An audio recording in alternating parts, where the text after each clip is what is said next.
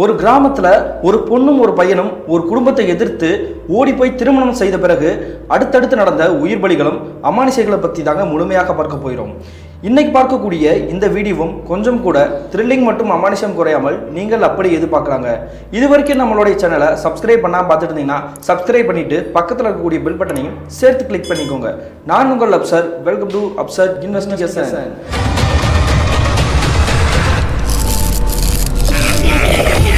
தமிழ்நாட்டினுடைய திருப்பத்தூர் மாவட்டத்திலிருந்து ஒரு குறிப்பிட்ட தூரத்தில் அமைந்துள்ள ஒரு அழகிய கிராமத்தில் கிட்டத்தட்ட 1990ஆம் காலகட்டத்தில் நடந்த ஒரு திகில் நிகழ்வு தாங்க இன்றைய நிகழ்வு.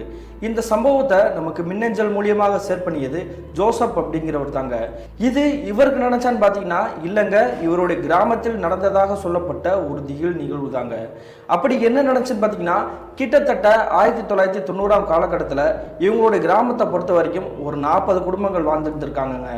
இவங்களுடைய கிராமத்தை பொறுத்த வரைக்கும் இன்னொரு விஷயம் சொல்லணும் அப்படின்னா ஒரு 3 குடும்பம் வசதியாக இருக்கக்கூடிய ஒரு குடும்பத்தை சேர்ந்தவங்க தாங்க. அந்த 3 குடும்பத்தினரை பார்த்தாலே அங்கே இருக்கக்கூடிய மக்கள் எல்லாமே வந்துட்டு கைகூப்பி வணக்கம் தாங்க சொல்லுவாங்க. அவங்க சொல்லக்கூடிய வேலைகள் மட்டும் இல்லாமல் பராமரிப்பு பணிகளில் பூரா ஈடுபட்டு தாங்க இருந்திருக்காங்க. அந்த சமயத்தில் தான் அந்த கிராமத்தை சேர்ந்த வீரமலை அப்படின்ற ஒரு இளைஞர் இருந்திருக்கிறாரு. அவரோட வயது தோராயமாக ஒரு 26 தாங்க இருந்திருக்கும். அந்த இளைஞர் வந்து என்ன வேலை பார்த்துட்டு இருக்காருன்னு பார்த்தீங்கன்னா கூலி வேலை தாங்க பார்த்துட்டு இருந்திருக்காரு. அப்படி கூலி வேலை பார்த்துட்டு இருக்கும் பொழுதே ஒவ்வொரு பெரிய வீட்டுக்காரங்க சொல்லக்கூடிய வேலைகளும் சேர்த்து பார்த்துட்டு இருப்பாருங்க. அந்த சமயத்தில் தான் நான் ஏற்கனவே சொல்லலையா ஒரு 3 குடும்பங்கள் வசதியாக இருக்கக்கூடிய ஒரு குடும்பத்தை சேர்ந்தவங்க. அந்த குடும்பத்துக்கிட்ட இவர் வந்து வேலையை எடுத்து பார்த்துட்டு இருக்கும் பொழுது அந்த வீட்டில் இருக்கக்கூடிய ஒரு பெண்மணியை ஒருதலை பட்சமாக காதலிச்சுட்டு இருக்கிறாருங்க. இவர் காதலிக்கக்கூடிய விஷயம் வந்து இவருடைய நண்பர்களுக்கு எல்லாருக்குமே தெரிய வந்திருக்குது. அப்படி தெரிஞ்ச பிறகு வந்து ரொம்ப சத்தம் போட்டுக்கிறாங்க. அவங்கெல்லாம் பெரிய வீட்டுக்காரங்கடா, நம்ம பிரச்சனையில் மாட்டிட்டோம் அப்படின்னா வந்துட்டு உயிரோடே விட மாட்டாங்க அப்படின்ற மாதிரி கண்டிஷன்லாம் போட்டுக்கிறாங்க. இதையும் மீறி இந்த வீரமலை அப்படின்ற இளைஞர் வந்து தொடர்ச்சியாகவே அந்த பெண்ணை வந்து காதலிச்சுட்டு இருக்காங்க.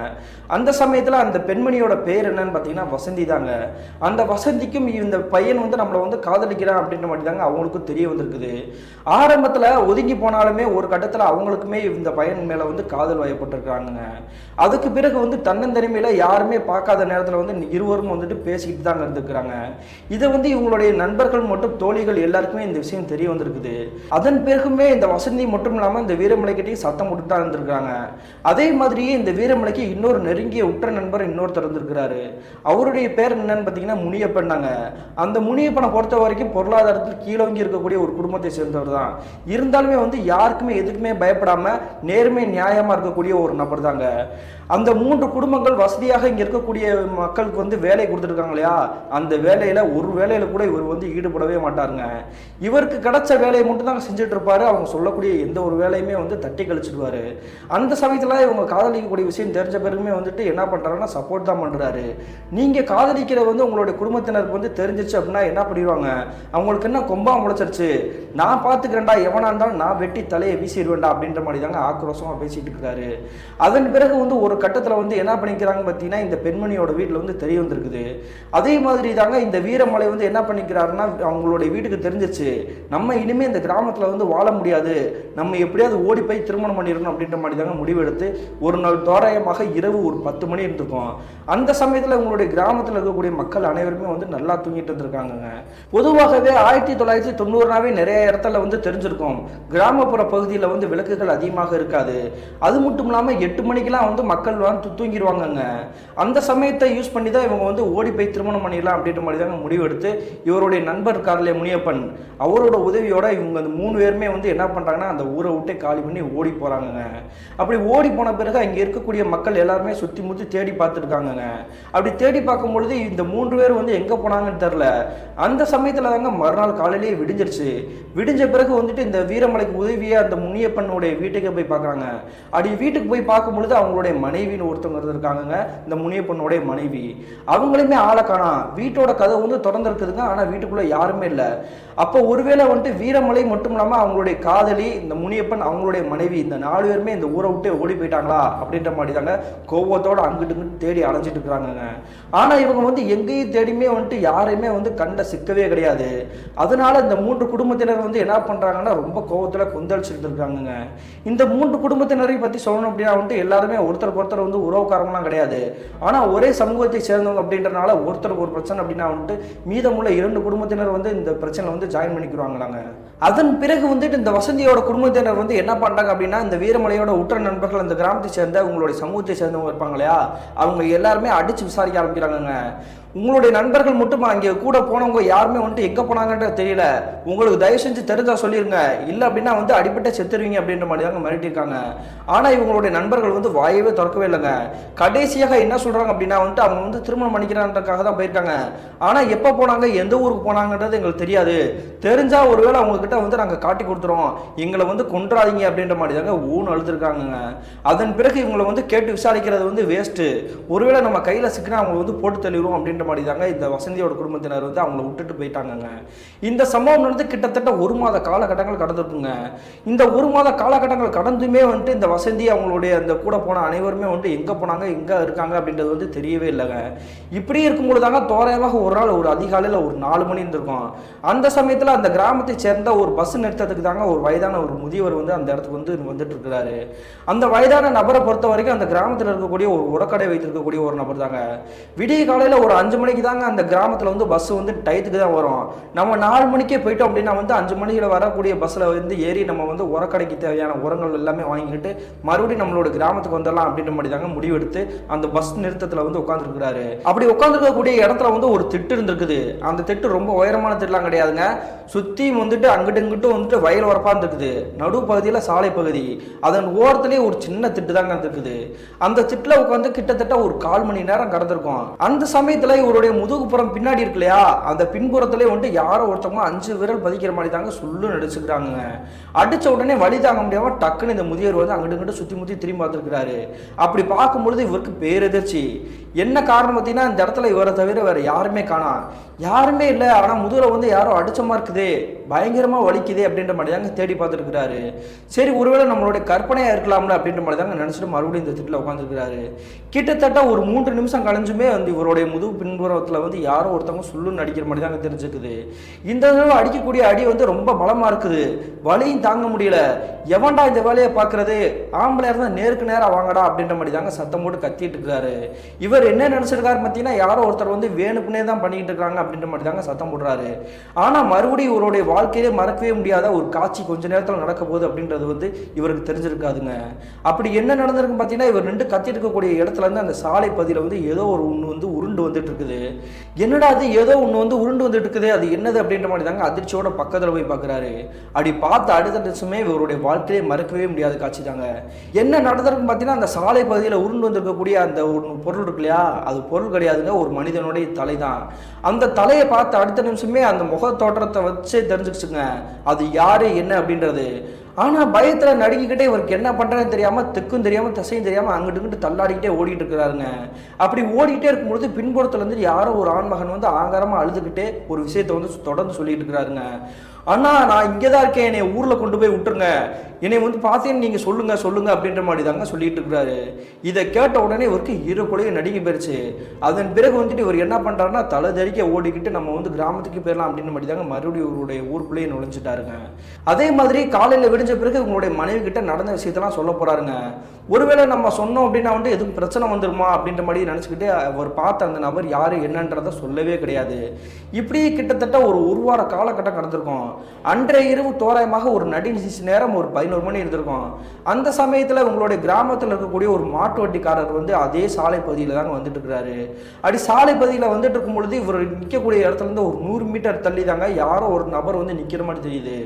அதை பார்த்த உடனே இந்த மாடுகள் எல்லாமே வந்துட்டு ஒரு மாடி கணச்சிக்கிட்டு அந்த இடத்த தாண்டி போகவே மாட்டேன் அப்படின்ற மாதிரி தாங்க அடம் முடிச்சுட்டு இருக்குது. ஏன் இப்படி நகர மாட்டேங்குது, என்ன பார்த்துருச்சு அப்படின்ற மாதிரி தாங்க அந்த இடத்த வந்து உத்து பார்த்துருக்கிறாரு. அப்படி பார்க்கும்பொழுது இவருடைய வாழ்க்கையிலே மறக்கவே முடியாத காட்சி கண்ணில் தெரிஞ்சிருக்குது. என்ன நடந்திருக்கு பார்த்தீங்கன்னா, இவர் எதிர்ப்புறத்தில் ஒரு கருப்பாக ஒரு உருவம் இல்லையா, அது ஒரு பெண்மணி தாங்க. யாரும் ஒரு பெண்மணி வந்து சாலையோட ஒரு ஓரத்தில் வந்து நிற்கிறாங்களே அப்படின்ற மாதிரி தாங்க இவரும் பார்த்துட்டு இருக்கிறாரு. அதை பார்த்துட்டு ஏன் மாடுகள் வந்து அசைய மாட்டேங்குது அப்படின்ற மாதிரி தாங்க மிரண்டு போயிருக்கிறாரு. அதே சமயத்தில் பின்புறத்துல இருந்து யாரோ ஒரு வாலிபரும் அந்த பெண்மணி கிட்டே நெறி வந்திருக்கிறாருங்க. அப்படி வந்த பிறகு இந்த 2 பேருமே வந்து சாலையோட ஒரு ஓர பகுதியில் நின்றுக்கிட்டு அண்ணாக்க பார்த்துக்கிட்டு ஏதோ ஒரு விஷயத்த வந்து நோட் பண்ணிக்கிட்டு இருக்காங்க. யார் இந்த பையனும் இந்த பொண்ணும் இந்நேரத்தில் இந்த இடத்துல என்ன பண்ணிட்டு இருக்கிறாங்க, ஒருவேளை பஸ்ஸுக்காக இது வெயிட் பண்றாங்களா? ஆனால் நம்மளோட கிராமத்தை பொறுத்த வரைக்கும் மாலை ஒரு 6 மணிக்கு மேலே பஸ்ஸே வராதே, ஏன் இப்படி இங்கனுக்குள்ள வெயிட் பண்ணிட்டு இருக்காங்க, ஒருவேளை அவுட் சைட் போறதுக்காக கூட வந்திருக்கலாம்ல அப்படின்ற மாதிரி தாங்க ஏகப்பட்ட யோசனையோட அந்த மாட்டு வண்டியில இருந்து கீழே இறங்குறாரு. கீழே இறங்கின அடுத்த நிமிஷம் அந்த மாட்டு வண்டியில கையை வச்சிருக்காரு இல்லையா, அதை டக்குன்னு எடுத்துக்கிறாருங்க. எடுத்த உடனே அந்த மாடுகள் வந்து என்ன பண்ணிக்கிறோம் பார்த்தீங்கன்னா அப்படியே பின்புறம் நோக்கி பயங்கரமா திட்டுன்னு ஓட ஆரம்பிச்சிருக்குங்க. உடனே அந்த மாட்டு வண்டிக்காரர் வந்து என்ன பண்றாருன்னா அந்த வண்டியை வந்து தடுத்து எப்படியா நிப்பாட்டி ஆகணும் அப்படின்னு மாதிரி தாங்க கத்தி கத்தி பின்னாடி போயிட்டு இருக்காருங்க. ஆனா ஒரு கட்டத்தில் அந்த மாடுகள் வந்து வெறிச்சுக்கிட்டு அந்த இடத்தை தாண்டி சரியான வேகத்தில் வந்து ஓடிடுச்சுங்க. மாடு இப்படி பயந்து ஓடிட்டு இருக்குது, நம்ம என்ன பண்றது அப்படின்ற மாதிரி தாங்க மறுபடியும் பின்னோக்கி வந்து அங்கே ஒரு 2 பேர் நின்றுட்டு இருந்தாங்க இல்லையா, அந்த இடத்த பார்க்குறாரு. பார்க்கும் பொழுது இவருக்கு வந்து பேருதிர்ச்சி. என்ன நடந்திருக்கு பார்த்தீங்கன்னா அங்கே தூரத்தில் நிற்கக்கூடிய அந்த 2 பேரும் வந்து இவர் பக்கத்தில் தாங்க நிற்கிறாங்க. அப்படி பார்த்த உடனே அது யார் என்னன்றது வந்து இவருக்கு நல்லாவே தெரிஞ்சிருச்சு. தெரிஞ்ச உடனே நீங்களா அப்படின்ற மாதிரி தாங்க கேட்டுருக்கிறாரு. கேட்டுட்டு இருக்கும் பொழுது அங்கே நிற்கக்கூடிய 2 கரிய உருவங்களும் இவருடைய கண்ணத்தை சேர்த்து ஓங்கி அடின்னு அடிச்சிருக்குதுங்க. அடித்த உடனே அப்படியே வந்துட்டு அங்கேயே மயக்கம் போட்டு கீழே விழுந்துருக்கிறாருங்க. கீழே விழுந்தோடனே இவருடைய வாயிலேருந்து அப்படியே நுரத்தள்ளின மாதிரி அதே இடத்துல வந்துட்டு ஃபிக்ஸ் வந்து அப்படியே மயக்கம் போட்டு கிடந்துருக்கிறாருங்க. மறுநாள் காலையில் விடிஞ்ச பிறகு தாங்க இங்கே இருக்கக்கூடிய கிராமத்தினருக்கே தெரிய வந்திருக்குது, யாரோ ஒரு நபர் வந்துட்டு அந்த இடத்துல வந்து மயக்கம் போட்டு விழுந்து கிடக்கிறாரு அப்படின்றது. உடனே என்ன பண்ணுறாங்கன்னா இங்கே இருக்கக்கூடிய மக்கள் பூரா இந்த நபரை வந்து தூக்கிட்டு போய் மருத்துவமனை கூட்டிகிட்டு போயிடலாம் அப்படின்ற மாதிரி தாங்க தூக்கியிருக்காங்க. ஆனால் அப்படி தூக்கும் பொழுதே தெரிஞ்சிருக்குங்க இந்த மாட்டு வண்டிக்காரர் வந்து உயிரோடவே இல்லை, இறந்து சில மணி நேரங்கள் ஆயிடுச்சு அப்படின்ற மாதிரி புரிய வந்திருக்குதுங்க.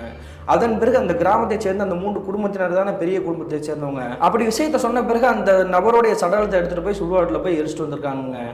இந்த சம்பவம் நடந்து கிட்டத்தட்ட ஒரு வார காலகட்டத்திலேயே அந்த கிராமத்தை நடுநடுக்க வைக்கக்கூடிய தொடர் சம்பவங்கள் நடந்துக்கிட்டாங்கன்னு இருக்குது. இரவு நேரத்தில் அந்த பாதையில் போகக்கூடியவங்க வந்து கரிய உருவத்தை பார்த்தேன் அப்படின்ற மாதிரி தாங்க சொல்லிக்கிறாங்க. ஆனால் யார் என்னன்றது தெரியலன்னு சொல்லிக்கிறாங்க. ஆனால் முதன்முறையாக வந்துட்டு ஒரு தலை உருண்டு வந்ததை வந்து ஒரு உரக்கடைக்காரர் வந்து பார்த்தார் இல்லையா, அவருக்கு அந்த நபர் யார் என்னன்றது தெரியும். அதை வந்து சொல்லலாம் அப்படின்றக்காக தாங்க பஞ்சாயத்தை கூட்டுங்க அப்படின்ற மாதிரி சொல்லியிருக்கிறாங்க. உடனே இந்த 3 வீட்டுக்காரங்க வந்து என்ன பண்ணாங்கன்னா பஞ்சாயத்தெல்லாம் கூட்ட முடியாது, நீ பார்த்ததை யாரை பார்த்த அப்படின்றத வந்து சொல்லு அப்படின்ற மாதிரி சொல்லியிருக்காங்க. அதே மாதிரி இந்த நபர் வந்து அந்த 3 வீட்டுக்காரங்க கிட்ட வந்து சொல்லியிருக்கிறாருங்க. சொன்ன உடனே என்ன பண்றாங்க பார்த்தீங்கன்னா இந்த நபரை வந்து நீ இந்த விஷயத்தை வந்து யார்கிட்டையும் சொல்லக்கூடாது, சொன்ன அப்படின்னா வந்து உன் உசுருமே இருக்காது, நீ ஒழுங்கா ஓடி போயிரு அப்படின்ற மாதிரி தாங்க சொல்லிக்கிறாங்க. அந்த நபர் யார் என்னன்றது இந்த 3 வீட்டுக்காரங்களுக்கு நல்லாவே தெரிஞ்சிருக்குது. தெரிஞ்சாலுமே வந்து அதை வந்து வெளியே சொல்லக்கூடாது அப்படின்ற மாதிரி தாங்க சொல்லி மிரட்டி இருக்கிறாங்க.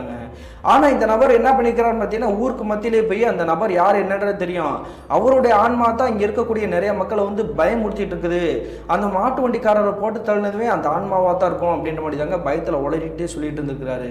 இதை கேட்ட அந்த 3 குடும்பத்தினருமே அந்த இடத்துக்கே ஸ்பாட்டுக்கு வந்திருக்கிறாங்க. வந்த பிறகு இந்த நபரை பார்த்துட்டு அப்படியே முறைச்சிட்டே இருந்திருக்கிறாங்க. அந்த நபர் யார் என்னன்றது இப்போதைக்கு என்னால் சொல்ல முடியாது, இங்கே ஒரு சிலர் வந்து இருக்கிறாங்க, அதனால நான் நாளைக்கு காலையில் நான் சொல்கிறேன் அப்படின்னு மாதிரி தாங்க அவர் சொல்லிட்டு அவருடைய வீட்டுக்கே கிளம்பியிருக்கிறாரு. இந்த சம்பவம் நடந்த மறுநாள் காலையில் தோராயமாக ஒரு 6 மணின்னு இருக்கும். அந்த நேரத்தில் இந்த நபர் யாரை பார்த்தே அப்படின்றத வந்து சொல்லலாம்னு நினச்சார் இல்லையா, அந்த நபர் வந்து கழுத்தறுபட்டு வந்து செத்து போய் கிடக்கிறாருங்க. இப்படி இறந்து போய் கிடக்கிறாரு, இவரை வந்து யார் போட்டு தள்ளியிருப்பா அப்படின்ற மாதிரி தாங்க இங்கே இருக்கக்கூடிய மக்கள் எல்லாருமே பதறி போய் பார்த்துருக்குறாங்க. உடனே இவங்களுடைய மனைவி வந்து ஓன் அழுதுகிட்டே ஒரு விஷயத்த சொல்கிறாங்க. அப்படி என்ன சொல்கிறாங்கன்னா, இரவு நேரம் தோராயமாக என்னுடைய கணவர் வந்து என்னுடைய வீட்டில் இருந்தார், வீட்டில் இருக்கும்பொழுது எங்களுடைய வீட்டோட கதவு வந்து தட்டுற மாதிரி சத்தம் கட்டுச்சு, நாங்கள் வந்து திறக்கலாம் அப்படின்ற மாதிரி தான் முன்னாடி போனேன், என்னுடைய கணவர் தான் நான் திறந்து பார்க்குறேன் அப்படின்ற மாதிரி வெளியே போய் பார்த்தாரு. வெளியே போனவர் வந்து கிட்டத்தட்ட ஒரு அரை மணி நேரமாக ஆளாய் காணா, நான் சுற்றி முற்றி தேடி பார்த்தேன் ஆளே காணாமே, ஒருவேளை பெரிய வீட்டுக்காரங்க எது வேலைக்கு கூட்டிட்டு போயிட்டாங்களா அப்படின்ற மாதிரி நினச்சிக்கிட்டு அந்த விஷயத்தை பெருசாக எடுத்துக்கல. ஆனால் காலையில் கதவு திறந்து பார்க்கும்பொழுது என்னுடைய கணவன் வந்து கழுத்தறுபட்டு வெளியே இப்படி செத்தபடி கிடக்கிறான், இதை பார்த்துட்டு என்னால் தாங்கவே முடியல அப்படின்ற மாதிரி தாங்க ஒன்றும் ஒப்பாரி வைக்கிறாங்க. இந்த சம்பவம் நடந்த பிறகு இந்த பெரிய வீட்டுக்காரங்க கிட்ட போய் இந்த இப்படி நடந்துருச்சு அப்படின்ற மாதிரி தாங்க சொல்கிறாங்க. ஆனால் இந்த 3 வீட்டுக்காரங்களுமே என்ன நினைக்கிறாங்கன்னா அப்படியே பிளேட்டை மாற்றி போட்டிருக்காங்க. ஏற்கனவே ஒரு ஆன்மாவை பார்த்தான்னு சொன்னா இல்லையா, அந்த ஆன்மா தான் இந்த நபரை வந்து போட்டு தள்ளியிருக்கும் அப்படின்ற மாதிரி தாங்க சொல்லிக்கிறாங்க. ஆனால் இந்த விஷயம் வந்து எப்படி இந்த ஊர்க்காரங்களுக்கு தெரிஞ்சிச்சு அப்படின்னா வந்துட்டு அந்த நபர் வந்து ஒரு நபரை வந்து பார்த்தேன் அப்படின்னு சொன்னார் இல்லையா, ஆனால் அது யாரோட ஆன்மா அப்படின்றது வந்து தெளிவாக உங்களுடைய மனைவி கிட்ட சொல்லலை. இருந்தாலுமே வந்துட்டு ஒரு நபரை வந்து நான் பார்த்தேன், அந்த ஆன்மா தான் இந்த கிராமத்தில் இருக்கவங்க பூரா பயமுறுத்திட்டு இருக்குது, இதை அந்த 3 வீட்டுக்காரங்கிட்ட நான் சொல்ல நினைக்கிறப்ப அந்த வீட்டுக்காரங்க பூரா யார்கிட்டையுமே சொல்லாது அப்படின்ற மாதிரி தான் மிரட்டினாங்க, எனக்கு என்னமோ பயமா இருக்குமா அப்படின்ற மாதிரி தான் அந்த அவங்களுடைய மனைவி கிட்ட வந்து சொல்லியிருக்கிறாருங்க சாகுறதுக்கு முன்னாடியே. இப்படி அவர் வந்து சொன்னாரு. ஆனா அந்த ஆன்மா யாரு அப்படின்றது தெரியல. என்னுடைய கணவர் வந்து செத்து போயிருக்காரு அப்படின்னா அந்த 3 வீட்டுக்காரங்களா தான் இருக்கும், பேய் பிசாசுலாம் கிடையாது அப்படின்ற மாதிரி தாங்க பழி போட்டு சொல்லியிருக்கிறாங்க. ஆனா இறந்து போனவருடைய மனைவி எவ்வளவு சொல்லி இங்க இருக்கக்கூடிய ஏரியா மக்கள் வந்து நம்பவே கிடையாதுங்க. என்ன காரணம், இரவு நேரத்தில் வந்து மாட்டு வண்டிக்காரர் வந்து வந்து மர்மமான முறையில் வந்து செத்து போனது, அது மட்டும் இல்லாமல் அங்கே இருக்கக்கூடிய மக்கள் நிறைய பேர் வந்துட்டு தத்துரூபமாக ஆவியை ஒன்று கண்கூடாக பார்த்தது, இது எல்லாமே நினச்சிட்டாங்க ஆன்மாக்கள் தான் செஞ்ச வேலை அப்படின்ற மாதிரி தான் நினச்சிட்டு இருக்காங்க. ஆனால் இவங்களுக்கு வந்து இன்னொரு சந்தேகம் இருந்திருக்குது. அது என்ன சந்தேகம் பார்த்தீங்கன்னா, இந்த வீரமலை வசந்தி வந்து ஓடி போய் திருமணம் பண்ணாங்க இல்லையா, அவங்க இருவரும் தான் ஒருவேளை வந்துட்டு இறந்து போயிட்டாங்க போல. அவங்க இருவரையும் வந்து கொலை பண்ணது வந்து வேற யாரும் கிடையாது, அந்த 3 குடும்பத்தை சேர்ந்தவங்க தான் கொண்டிருப்பாங்க.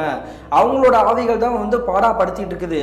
இன்னும் இந்த கிராமத்தில் என்னென்னலாம் நடக்க போதோ அப்படின்ற மாதிரி தாங்க கொலை நடுங்கி இருந்திருக்கிறாங்க. இப்படி கிட்டத்தட்ட ஒரு 2 வார காலகட்டங்கள் கடந்திருக்கும். அன்றைய காலை பொழுது ஒரு 10 மணி இருந்திருக்கும்.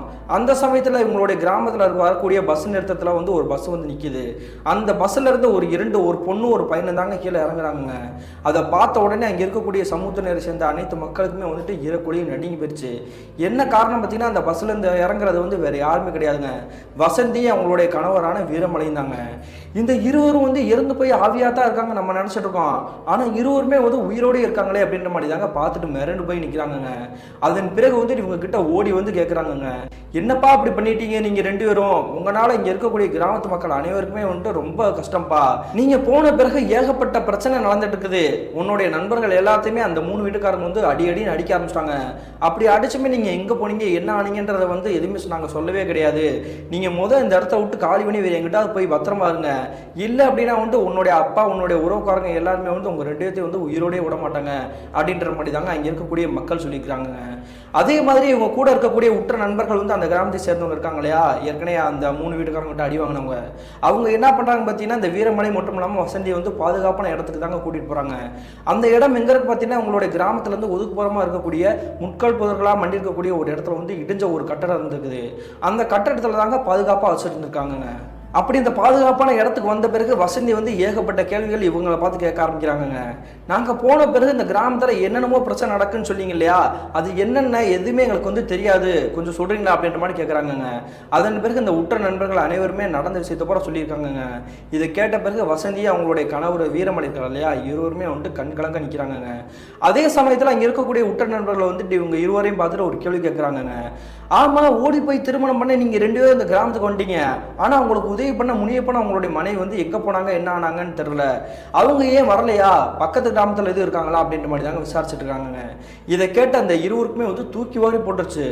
என்ன சொல்கிறீங்க, முனியப்பன் வந்து எங்களுக்கு உதவி பண்ணார் ரைட்டு தான், ஆனால் அவங்களுக்கும் அவங்களுடைய மனைவிக்கே சம்மந்தமே கிடையாது, நாங்கள் 2 பேர் தான் ஓடி போய் திருமணம் பண்ணோம், ஆனால் முனியப்பன் எங்கள் கூட வரவே இல்லையே, ஏன் கிராமத்தில் அவர் இல்லையா அப்படின்ற மாதிரி தாங்க அவங்க வந்து எதிர்த்து கேள்வி கேட்டிருக்காங்க. இதை கேட்ட உடனே இந்த உற்ற நண்பர்கள் அனைவருக்குமே வந்துட்டு என்ன பண்ணுறதுன்னு தெரியாமல் பித்து பிடிச்ச மாதிரி நிற்கிறாங்க. உங்கள் கூட வரலன்னு சொன்னீங்கன்னா அப்போனா முனியப்பன் எங்கே போனார், அவங்களுடைய மனைவி எங்கே போனாங்க, நீங்கள் ஓடி போன அன்னைக்கே வந்துட்டு அவங்க இருவருமே வந்து காணோம், மறுநாள் காலையில் விடிஞ்ச பிறகு போய் பார்க்கும்பொழுது அவங்களுடைய வீட்டோட கதவு வந்து திறந்தா இருந்துச்சு, முனியப்பனையும் காணோம் அவங்களுடைய மனைவியும் காணோம், இருவருமே எங்கே போனாங்கன்றது தெரியல, உங்கள் கூட வரலன்றீங்களே அப்படின்ற மாதிரி தாங்க அனைவருமே வந்துட்டு ஒரு மாதிரி பயத்தோடு இருந்திருக்காங்க. அதன் பிறகு நடந்ததெல்லாமே நடந்துருச்சு. சரி, முனியப்பன் வந்து கொஞ்சம் தைரியமான ஆள் தான், எப்படி வேற எங்கேயாவது தான் இருப்பான், பத்திரமா வந்துடுவான் அப்படின்ற மாதிரி தாங்க ஆறுதல் கொடுத்துட்டு இந்த வீரமலையோட நண்பர்கள் பூரா என்ன பண்ணுறாங்க பார்த்தீங்கன்னா, அவங்க பத்திரமா வச்சுக்கிட்டு இவங்க வந்து ஊருக்குள்ளே கிளம்பி இருக்காங்க. அப்படி ஊருக்குள்ளே கிளம்பி போன பிறகு அங்கே இருக்கக்கூடிய 3 வீட்டுக்காரங்க வந்து விஷயம் தெரிஞ்சிச்சு போல. உடனே என்ன பண்ணுறாங்கன்னா, இந்த நண்பர்களை மறுபடியும் போட்டு அடின்னு அடிக்க ஆரம்பிச்சிருக்காங்க. ஒழுங்கு மரியாதையை சொல்லுங்க, வீரமொழி என்னுடைய மகள் வசந்தி வந்து எங்கே போனாங்கன்னு தெரியல, அவங்க வந்து எங்கே இருக்காங்க நீங்கள் வந்து சொன்னீங்க அப்படின்னா உங்களோட உயிரோடையே விட்டுருவேன், இல்லை அப்படின்னா வந்து உங்களுடைய உயிரை எடுத்துருவேன் அப்படின்ற மாதிரி தாங்க போட்டு அடின்னு அடிக்க ஆரம்பிச்சிருக்காங்க. காலையிலேருந்து மாலை வரைக்கும் அவங்க வந்து எந்த ஒரு பதிலுமே சொல்லாமல் தாங்க அடி வாங்கிட்டே இருந்திருக்காங்க. ஒரு கட்டத்துக்கு பிறகு அடி தாங்க முடியல அப்படின்றக்காக அந்த கட்டடத்துக்கிட்ட தான் இருக்காங்க அப்படின்ற மாதிரி தாங்க காட்டி கொடுத்துருக்காங்க. இந்த விஷயத்தை கேட்ட பிறகு அங்கே இருக்கக்கூடிய 3 குடும்பத்தினர் என்ன பண்ணுறாங்கன்னா, அடியாட்கள் அனைவருமே வந்து திரட்டிக்கிட்டு அந்த கட்டடத்துக்கிட்டே நெருங்கி போகிறாங்க. அந்த சமயத்தில் அந்த இடிஞ்ச கட்டடத்துக்குள்ள இருக்கக்கூடிய வீரமலை மற்றும் அவங்களுடைய மனைவி இருக்காங்களே வசந்தி, இருவருமே பயத்தோட தாங்க வெளியே எட்டி பார்த்துட்டு நடுக்கத்தோடு இருந்திருக்காங்க. அதே மாதிரி இந்த தடியாட்கள் புறமே வந்துட்டு பக்கத்தில் அப்படி நெருங்கி வந்துட்டாங்க. அந்த சமயத்தில் இந்த வீட்டுக்கிட்ட யாரோ ஒரு நபர் உட்காந்துருக்கக்கூடிய காட்சியை பார்த்து இவங்க எல்லாருமே வந்துட்டு மிரண்டு போய் இருக்கிறாங்க. என்ன நடந்திருக்கு பார்த்தீங்கன்னா, இவங்களுடைய இந்த வசதி மற்றும் வீரமலை உட்காந்துருக்காங்களே அந்த கட்டடத்துக்குள்ள, அதுக்கு வெளியே ஒரு திண்ணமாக இருந்திருக்குது. அந்த திண்ணையில் யாரோ ஒரு நபர் வந்து ஐயனார் கணக்காக கையில் ஒரு அருவாளோட வாயில் ஒரு சுட்டு பிடிச்சிக்கிட்டு ஒரு ஆக்ரோஷத்தோடு உட்காந்துருக்க மாதிரி தாங்க தெரியுது. இந்த காட்சியை பார்த்த உடனே இங்கே இருக்கக்கூடிய நபர்களுக்கு பூரா தெரிஞ்சிச்சு, அது வேற யாரும் கிடையாது, இந்த வீரமலையோட நெருங்கிய நண்பர் முனியப்பன் தான் அப்படின்ட்டு. தெரிஞ்ச உடனே ஒவ்வொருத்தராக அலறி அடிச்சுக்கிட்டு ஓட ஆரம்பிச்சிருக்காங்க. எதுக்காக இப்படி பயந்து ஓடிட்டு இருக்காங்க பார்த்தீங்கன்னா, இங்கே உட்காந்துருக்கக்கூடிய இந்த முனியப்பன் இருக்கார் இல்லையா, அவர் மனித தோற்றத்தில் இல்லைங்க, கரு கருன்னு ஒரு கரிய உருவமாக தாங்க தோட்டம் அளிச்சிருக்கிறாரு. என்ன காரணம் பார்த்தீங்கன்னா, இந்த முனியப்பன் வந்து இறந்து போய் ரொம்ப நாட்கள் கடந்துருச்சுங்க.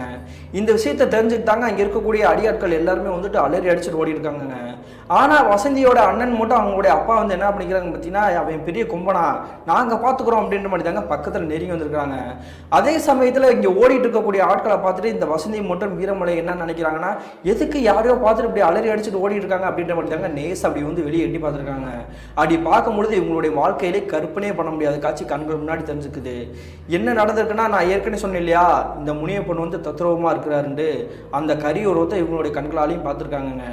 அதே சமயத்தில் அவருடைய வாயில வந்து சுருட்டை பிடிச்சிட்டு கையில் ஒரு அருவாளை வச்சுக்கிட்டு வாங்கடா அப்படின்ற மாதிரி ஆக்ரோஷமாக பேசிக்கிட்டு அப்படி அருவாளை எடுத்துட்டு வீசி இருக்கிறாருங்க. வீசின உடனே இந்த வசந்தியோட கூட பிறந்த அண்ணன் இருக்காரு இல்லையா, அவருடைய கழுத்து பக்கத்திலே போய் விழுந்துருக்குதுங்க. கழுத்துக்கிட்ட விழுந்த உடனே வந்துட்டு அவர் மேலே அடிபட்டு ரத்தம் வந்து அந்த இடத்துல துடிக்க அப்படியே வந்து கீழே சாஞ்சிருக்கிறாருங்க. இதை பார்த்த உடனே வசந்தியோடைய அப்பா மற்றும் அவங்களுடைய ஒரு சில குடும்பத்தினர் வந்து கொஞ்சம் தூரத்தில் தள்ளிக்காங்க இல்லையா, அலறி அடிச்சுட்டு ஓடிட்டு இருக்காங்கங்க. உடனே என்ன நடக்குதுன்னு தெரியாம இந்த இருவருமே வந்து வெளியே வந்து பார்த்துருக்காங்கங்க. அதே சமயத்தில் இந்த முனியப்பனோட ஆன்மா வந்து இவங்க பக்கத்தில் நெருங்கி வந்துட்டு என்ன சொல்லுதுன்னா, நீங்கள் எதுக்குமே பயப்படாதீங்க, உங்களுக்கு காவலாக நான் இருக்கேன் அப்படின்ற மாதிரி தாங்க சொல்லியிருக்கிறாரு. சொன்ன அடுத்த நிமிஷமே எதிர்ப்புறத்தில் ஏதோ ஒரு வித்தியாசமாக ஒரு கீச்சுன்னு சத்தம் கேட்குது. அந்த சத்தம் கேட்ட உடனே இந்த இருவருமே வந்து அங்கே நோக்கி பார்க்குறாங்கங்க. பார்க்கும் பொழுது மறுபடியும் ஒரு கரிய உருவம் எங்களுடைய கண்களுக்கு தெரிஞ்சிருக்குது. அந்த உருவமே எங்களுடைய கண்களுக்கு வந்து நல்லாவே தத்ரூபமாக தெரியுதுங்க. அதுவும் வேற யாரும் கிடையாதுங்க, இவருடைய நண்பரான முனியப்பனுடைய மனைவி தான் ஆவியாக நின்றுகிட்டு இருக்காங்கங்க. அதே சமயத்தில் அது கீழே விழுந்து மயக்கம் போட்டு கிடக்கிறாரு இல்லையா, கழுத்தில் அடிபட்டு டக்குன்னு முழிக்கிறாரு. அதாவது வசந்தியோட அண்ணன், இனிமே இந்த இடத்துல இருக்கக்கூடாது, நமக்கு ஏதாவது நடந்துடும் பிரச்சனை அப்படின்ற மாதிரி தாங்க பயந்துக்கிட்டு அந்த இடத்த விட்டு தட்டு மாதிரி ஓட ஆரம்பிக்கிறாருங்க. அந்த சமயத்திலே வசந்தியோட அண்ணன் காலில் வந்து ஒரு மரக்கிளை வந்து தட்டுப்பட்டு அப்படியே வந்து கீழே தடுமாறி கீழே விழுந்துருக்கிறாருங்க. விழுந்த உடனே அவர் விழுந்திருக்கக்கூடிய இடத்துல வந்து ஒரு கல் இருந்திருக்கும் போல, அந்த கல்லே அவருடைய தலை மோதி வந்து அந்த இடத்துல வந்துட்டு உயிர் போயிருக்குங்க.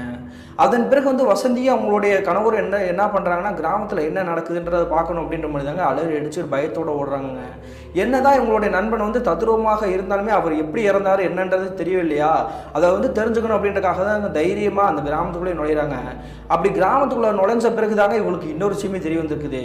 இவங்களுடைய அப்பா ஓடி வந்தார் இல்லையா பயத்தில், அப்படி ஓடி வந்த அவர் வந்து அந்த இடத்துல வந்து மயக்கம் போட்டு தாங்க கீழே விழுந்துருக்கிறாரு. வாயில் வந்து ரத்தம் கக்கிட்டு இருக்கிறாருங்க. இப்படி வாயில் வந்து ரத்தம் கக்கிற அளவுக்கு இவருக்கு வந்து என்ன நடந்துச்சு அப்படின்ற மாதிரி தாங்க பார்த்துட்டு இருக்கிறாங்க. அதே சமயத்தில் அந்த காட்டுக்குள்ள வந்து ஓடி வரும்பொழுதே ஒரு விஷப்பூச்சி வந்து ஒரு வந்து கடிச்சிருக்குதுங்க. அந்த விஷம் தாக்கி தான் அவருடைய வாயிலிருந்து ரத்தம் கக்கி அந்த இடத்துல வந்து உளுந்து துடிச்சுட்டு இருந்திருக்காருங்க. கிட்டத்தட்ட ஒரு 5 நிமிஷத்துல அவரோட உயிருமே பறிபோயிருக்குது.